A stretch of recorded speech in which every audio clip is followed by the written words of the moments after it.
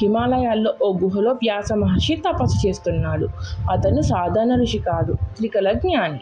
దివ్య జ్ఞానంతో ఫ్యూచర్ తెలుసుకున్నాడు. తపస్సులో అతనికి రాజులు, రాణులు, ధర్మాధర్మాలు, కృష్ణుడి లీలలు, చివరగా కురుక్షేత్ర మహాయుద్ధం లాంటివి కనిపిస్తాయి. అవన్నీ ఒక నదిలా ప్రవహిస్తుంటాయి. నేను రాయకపోతే ఎప్పటికీ పోతుంది. కానీ ప్రాబ్లం ఏంటంటే అతని ఆలోచనలు చాలా ఫాస్ట్గా వస్తాయి. అంత వేగంగా అతనికి ఒక సూపర్ రైటర్ కావాలి. ఎందుకంటే ఆ దృశ్యాలు ఎప్పుడైనా ఆగిపోవచ్చు. అప్పుడు వ్యాసుడు బ్రహ్మదేవుణ్ణి ప్రార్థిస్తాడు. బ్రహ్మదేవుడు చెప్తాడు, ఈ పనికి గణేశుడు పర్ఫెక్ట్. అతను తెలివైనవాడు, అడ్డంకులు తొలగించేవాడు. అతన్నే అడుగు, అతన్నే ప్రార్థించు అని. అప్పుడు వ్యాసుడు గణేశుడిని ప్రార్థిస్తాడు. గణేశుడిని కలిసి నా కథ రాయండి అని అడుగుతాడు.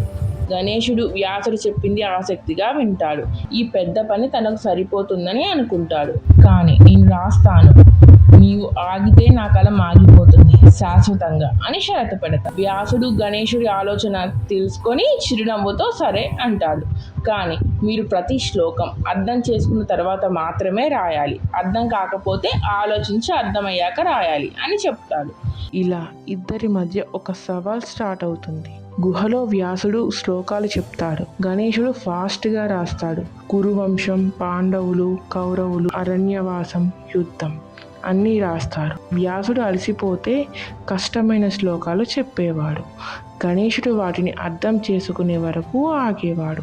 ఒకరోజు గణేశుడి కలం విరిగిపోయింది. అతను తన తుదంతాన్ని విడిచి దాన్నే కలంగా ఉపయోగించి రాస్తాడు.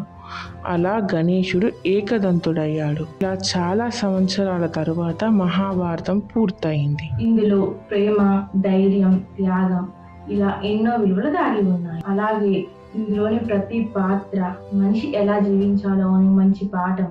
ఇందులో ప్రతి సంఘటనలో ఒక మంచి సందేశం దాగి ఉంది. Thanks for watching. మీకు ఈ వీడియో నచ్చితే లైక్ చేయండి అండ్ మీ ఫ్రెండ్స్ అండ్ ఫ్యామిలీకి షేర్ చేయండి. సబ్స్క్రైబ్ చేసుకోవడం మాత్రం మర్చిపోకండి. మళ్ళీ కలుద్దాం మన మహాభారతంలో. జై శ్రీకృష్ణ.